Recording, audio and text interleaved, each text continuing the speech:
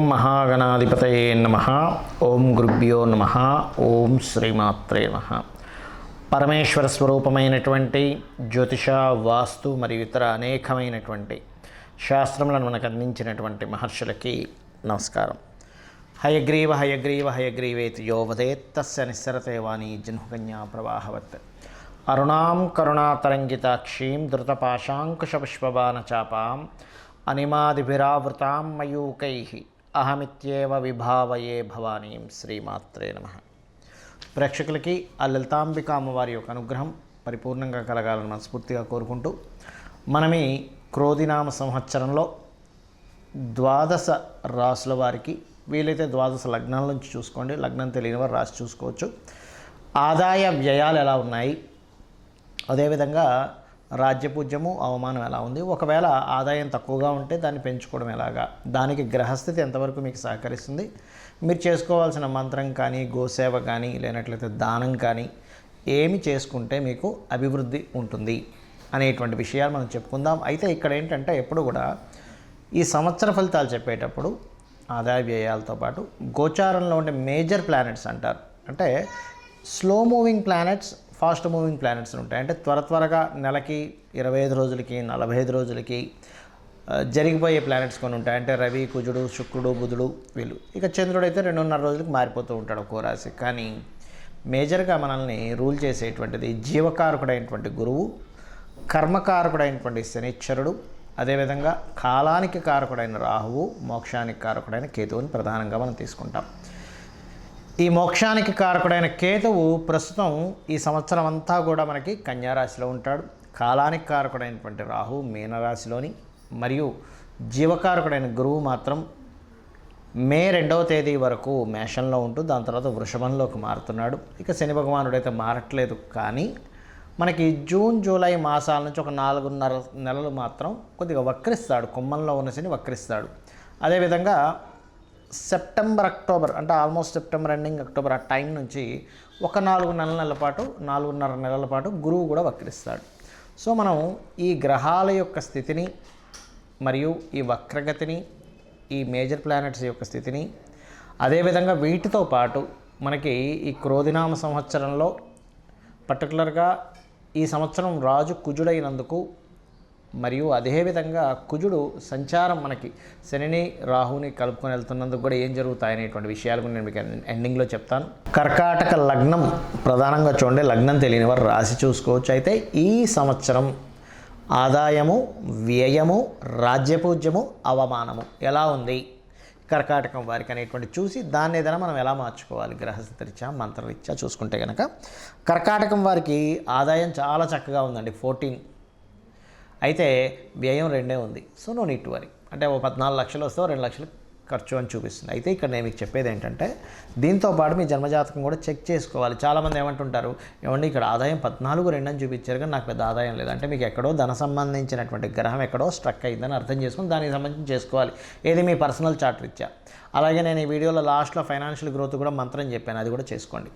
ఇక ఇది ఓకే అంటే ఆదాయ వ్యయాల విషయంలో మీకు ఎక్కడ ఇబ్బంది లేదు అనేటువంటి సూచిస్తుంది. ఎందుకంటే కర్కాటకం వారికి ఎలాగో మనకి గురువు మే మాసం నుంచి 2వ స్థానాన్ని వీక్షిస్తాడు కాబట్టి ఫైనాన్షియల్ గ్రోత్కి నో నీడ్ టు వరీ. అయితే 2వ స్థానానికి ఆల్రెడీ ఇప్పుడు వీక్షిస్తున్నాడు, 3ని వీక్షిస్తాడు. అంటే సర్క్యులేషన్, మనీ సర్క్యులేషన్ వీక్షిస్తుంటాడు మే వరకు 2 మే నుంచి ఇది ఉంది. ఇక మిగతా విషయాలు కనుక చూసుకున్నట్లయితే ఇక్కడ రాజ్యపూజ్యము, అవమానము 6 ఉంది కర్కాటకం వారికి. అంటే ఏమిటి, మెచ్చుకునే వాళ్ళ సంఖ్య ఎంత ఉందో మిమ్మల్ని అవమానించే వాళ్ళ సంఖ్య, అంటే మీ తప్పుని ఎత్తి చూపే వాళ్ళ సంఖ్య కూడా అంతే ఉంటుంది. మరి ఇక్కడ 6 ఉంది కాబట్టి అవమానించే వాళ్ళ సంఖ్యను తగ్గించుకోవాలి కర్కాటకం వారంటే చాలా సింపుల్.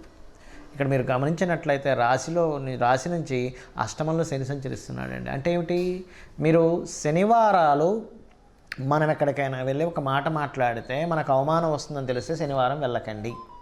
శని హోరల్లో అటువంటి ప్రయత్నం ఏమీ చేయకండి. మనకి ప్లానెటరీ టైమ్స్ అని ఒక యాప్ ఉంటుంది, దానిలో శని హోర ఎప్పుడు వస్తుందో చూపిస్తుంది, అదొకటి గుర్తుపెట్టుకోండి. రెండవది, ఈ అవమానాలు తగ్గాలి అంటే కాలభైరవ అష్టకం చదువుకోండి, నువ్వులు దానంగా ఇవ్వండి, తెల్ల నువ్వులు, నల్ల నువ్వులు కాదు, తెల్ల నువ్వులు, నీలం రంగు వస్త్రము దానంగా ఇవ్వండి, మరియు నూనె దానంగా ఇవ్వండి.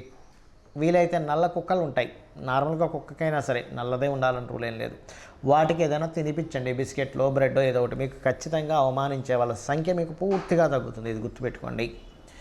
ఇక మిగతా అంశాలు కనుక చూసుకున్నట్లయితే ఈ సంవత్సరం ప్రధానంగా మీరు తీసుకోవాల్సిన జాగ్రత్త, అగ్రిమెంట్స్ రాసేటప్పుడు, సంతకం పెట్టేటప్పుడు, మధ్యవర్తిత్వంగా వెళ్ళేటప్పుడు, ఎవరితోనైనా ఏదైనా మెయిల్ పంపించేటప్పుడు, మెసేజింగ్ చేసేటప్పుడు చాలా జాగ్రత్తగా ఉండాలి. మీరు ఏదైనా ప్రాపర్టీ కానీ కోర్సెస్ కానీ చేయాలి అనుకుంటే మే లోపలే తీసుకోండి. లేదా ఇంకొక విషయం, అక్టోబర్ నుంచి ఒక 4.5 monthsలో చేయొచ్చు ఈ నిర్ణయం. ఏది ప్రాపర్టీ, ఎడ్యుకేషను, గృహం కట్టుకొని ఇట్లాంటివన్నీ కూడా. అలాగే ఈ సంవత్సరం కాస్త మొదటి అంటే క్రోధినామ సంవత్సరానికి ముందే ఇప్పుడు దీని ప్రభావం ఉంది. సంతానం విషయంలో, సంతానాన్ని పొందే విషయంలో, రాజకీయ విషయాల్లో కొంత ఒక 3-4 నెలలు జాగ్రత్తగా ఉండాలి స్టార్టింగ్లో. అలాగే ఈ సంవత్సరం ఉద్యోగ సంబంధించినటువంటి విషయాలలో ఏదైనా ప్రాపర్టీ తీసుకునేటప్పుడు కొంచెం చూసుకొని తీసుకోండి. ఏది ఇందాక నేను చెప్పినట్టు అంటే వీలైనంత మట్టుకు మీరు మే నుంచి ఒక 4.5 months ఆల్మోస్ట్ మే నుంచి మే, జూన్, జూలై, ఆగస్టు, సెప్టెంబర్ వరకు కూడా కొంచెం ఆ టైం పీరియడ్లో మాత్రం గృహ సంబంధించిన విషయంలో ఖచ్చితంగా చూసుకొని జాగ్రత్తగా ఉండాలి అక్కడ.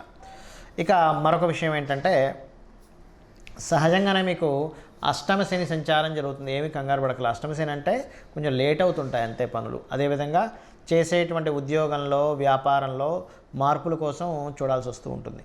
కాబట్టి ఈ అష్టమ శనిలో టెన్షన్ ఏం పడకుండా, చక్కగా బద్దకించకుండా, పోస్ట్పోన్ చేయకుండా కాస్త ఎక్సర్సైజ్ చేయడము, జిమ్స్కి వెళ్ళడము, పేదవాళ్ళకి, కింద పనిచేసేటువంటి వారికి ఏదో ఒకటి ఆనందింపజేయడానికి ఏదో ఒక మనీయో లేకపోతే ఏదో ఒకటి ఇవ్వడం చేస్తూ ఉంటే మీకు చాలా తగ్గుతుంది. ఆంజనేయ స్వామి ఆలయాలకు వెళ్తుండండి.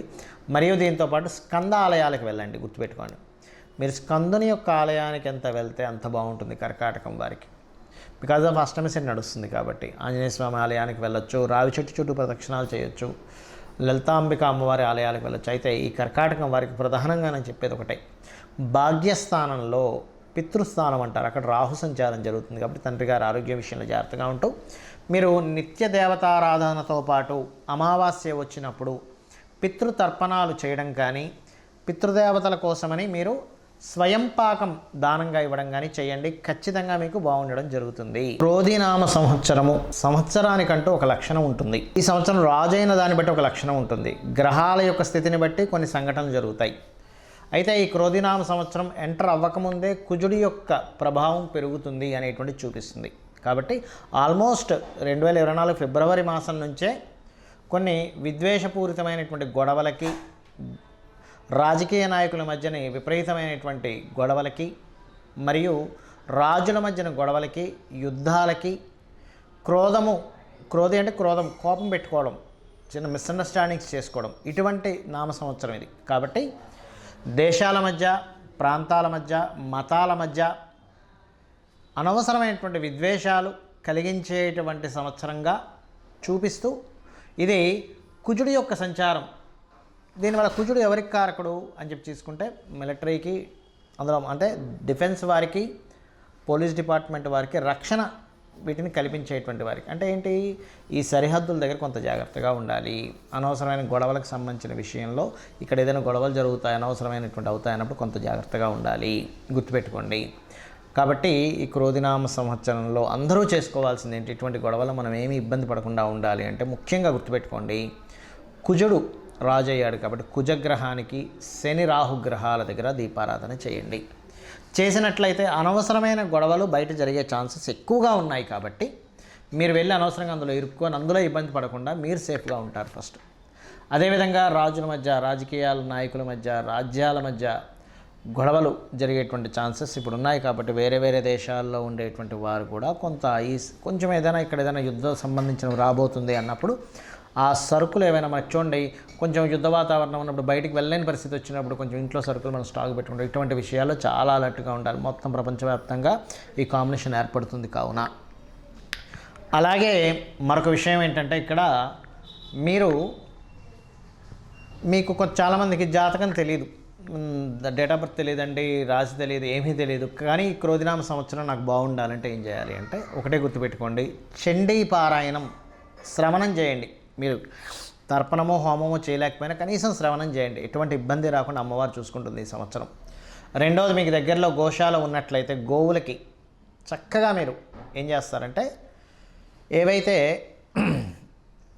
ఈ మన బెల్లము, నువ్వులు తినిపించకూడదండి, బెల్లము, గోంగూర మరియు క్యారెట్స్, బీట్రూట్స్ లాంటివి, అదేవిధంగా గోధుమలు, గోధుమ రవ్వ ఇటువంటివి తినిపించండి. మీ గ్రహస్థితి ఎలాగున్నా సరే క్లియర్ అవుతుంది. దీంతోపాటు కుజ, శని, రాహు, కేతు గ్రహం దగ్గర కూడా దీపారాధన చేయండి. ఎందుకంటే జాతకం తెలియదు, ఏమీ తెలియదు, కానీ 6th హౌస్లో కేతు సంచరిస్తున్నాడు బుధరాశుల్లో. అందుకని ఏమిటి, ఈ అప్పుల విషయంలో మీరు ఇబ్బంది పడకుండా ఉండడానికి కేతు యొక్క అనుగ్రహం, గణపతి యొక్క అనుగ్రహం కలుగుతుంది. కాబట్టి గణపతి ఆలయాలకు వెళ్ళడం, అమ్మవారి ఆలయాలకు వెళ్ళడం, అందులో ముఖ్యంగా దుర్గాదేవి ఆలయాలకు వెళ్ళడం. దీంతోపాటు మీనరాశిలో రాహు యొక్క సంచారం అనేటువంటిది బాగా గుర్తుపెట్టుకోండి. దేవత సంబంధించినటువంటి పూజ పునస్కారాలు మాత్రమే కాకుండా పితృదేవతలకు ప్రధానంగా చేసుకోండి. మీరు ఎంత పితృదేవతలకు చేసుకుంటారా అంత చక్కటి ఫలితాలు మీకు వస్తాయి. మీరు ఆయురారోగ్యాలతోని, సుఖ సంతోషాలతోని, ధనపరంగా ఎటువంటి ఇబ్బంది లేకుండా ఉండగలుగుతారు, గుర్తుపెట్టుకోండి. అయితే ఇక్కడ ఎవరైనా సరే గుర్తుపెట్టుకోండి, బాగా అప్పులతో ఇబ్బంది పడుతున్నారు, ఈ సంవత్సరం ఇంకా ఎక్కువ ఇబ్బంది పడుతున్నారు అనుకునేటువంటి వారికి గణపతి ఆరాధన చేస్తూ మీరు ఓం అపర్ణాయై నమః అనే మంత్రం చేయండి. ఈ సంవత్సరం ఉన్న గ్రహస్థితి బట్టి చెప్తున్నాను. ఎవరికైనా బాగా ధనపరంగా ప్రెషర్ ఎక్కువగా ఉందండి, ఒక పక్క కట్టాలి కానీ ఆ ప్రెషర్స్ నేను తట్టుకోలేకపోతున్నాను, ఫైనాన్స్ ఇంకా పెరగాలి అనుకుంటే ఓం నవవిద్రుమ బింబశ్రీ న్యక్కారి రదనచ్చద అనే నామస్మరణ చేయండి. ఖచ్చితంగా మీకు ఫైనాన్షియల్ గ్రోత్ అనేటువంటిది పెరుగుతుంది, గొడవలు తగ్గుతాయి. మరియు దీంతోపాటు మీరు ఒకటే గుర్తుపెట్టుకోండి, మనం ఇప్పటివరకు చెప్పుకున్నటువంటి ఆదాయ వ్యయాలు ఏవైతే ఉన్నాయో, రాజపూజ అవమానం ఏదైతే ఉందో, ఇది పంచాంగంలో జనరల్గా అందరికీ తీసుకునేటువంటిది. కానీ ఇలా కాకుండా మీ యొక్క పర్సనల్ చార్ట్, అంటే మీరు ఎప్పుడు పుట్టారు, ఏ సమయము, ఏ నెల, ఏ తారీఖుని, ఏ సంవత్సరంలో, ఏ ప్రాంతంలో పుట్టారనే దాన్ని తీసుకొని మీ జాతక చక్రం వేసుకొని మీ లగ్నం ఏమిటి, మీరు పుట్టినప్పుడున్న లగ్నం ఏమిటి, మీ నక్షత్రం ఏమిటి, మీ రాశి ఏమిటి, మీకు ఏ మహాదశ నడుస్తుంది, మీరు ఏ ప్రయత్నం చేస్తే మీరు చక్కగా యోగిస్తుంది, మీకు ఏ మార్గంలో మీకు ధనయోగాలు ఉన్నాయి, ఎవరి ద్వారా మీకు సహకారం ఉంది, ఏ దిశను మీరు నివసిస్తే బాగుంటుంది, అంటే తూర్పు, ఈస్ట్, వెస్ట్, నార్త్, సౌత్లో అన్నీ మంచివే, కానీ మీకేది పనికి వస్తుంది, మీ సంతాన అభివృద్ధి ఏమిటి, మీ ఉద్యోగ, వ్యాపార, ఇన్వెస్ట్మెంట్స్ రిలేటెడ్, విదేశాలకు వెళ్ళేటువంటివి అన్నీ కూడా మీ జన్మజాతకంలో ఉంటాయి, గుర్తుపెట్టుకోండి. ఏ సమయంలో వివాహం చేసుకుంటే మంచిది, ఏ సమయంలో చేసుకోకూడదు, ఇలాంటివి చాలా విషయాలు ఉంటాయి. మరైతే మీకు సందేహం కలగొచ్చేమండి, మరి ఈ క్రోధినామ సంవత్సరం అని ప్రతిసారి పంచాంగం ఎందుకు చదువుతామని. ఇదంతా బయట ఉండేటువంటి వాతావరణ విశేషాలు, పంట పొలాలకు సంబంధించిన విశేషాలు, బయట ఉండే గోచార విశేషాలు. ఇప్పుడు చూడండి, మనం చెప్పుకున్నాం, కాస్త యుద్ధ వాతావరణంగా ఉంది, గొడవలుగా ఉంది, అల్లర్లుగా ఉంది, మత విద్వేషాలు, అనవసరమైన విద్వేషాలు, గొడవలు రేగేటువంటి సమయం ఇది అన్నప్పుడు మనం ఏం చేస్తాం, మన పిల్లల్ని ఎక్కడికైనా పంపించేటువంటి విషయంలో, మనం ఎక్కడికైనా వెళ్ళేటువంటి విషయంలో అలర్ట్గా ఉంటాం. ఈ అలర్ట్నెస్ని చెప్పడానికి ఈ గోచార ఫలితాలు చెప్పుకుంటుంటాం. అంతేగాని మన జన్మజాతకం పనిచేయదని కాదు, మన జన్మజాతకమే ప్రధానంగా పనిచేస్తుంది. ఇక్కడ ఒకవేళ మన దాంట్లో ఉదాహరణకి ఆదాయం తక్కువగా ఉంది, చాలా తక్కువగా ఉంది, వ్యయం చాలా ఎక్కువగా ఉంది అని అన్నప్పుడు మీ జన్మజాతకంలో ధనయోగ దశలు నడుస్తున్నాయని కూడా 1% కూడా మీరు టెన్షన్ పడాల్సిన అవసరం లేదు. జస్ట్ ఆ రెమెడీస్ చేసుకుంటే క్లియర్ అవుతుంది. సో ఈ రకంగా మీరు ఈ యొక్క ఫలితాలను చూసుకుంటూ నిత్యము అమ్మవారి యొక్క ఆరాధన చేసుకొని మీరు సుఖ సంతోషాలతో వర్ధిల్లాలని మనస్ఫూర్తిగా కోరుకుంటూ శ్రీమాత్రే నమః.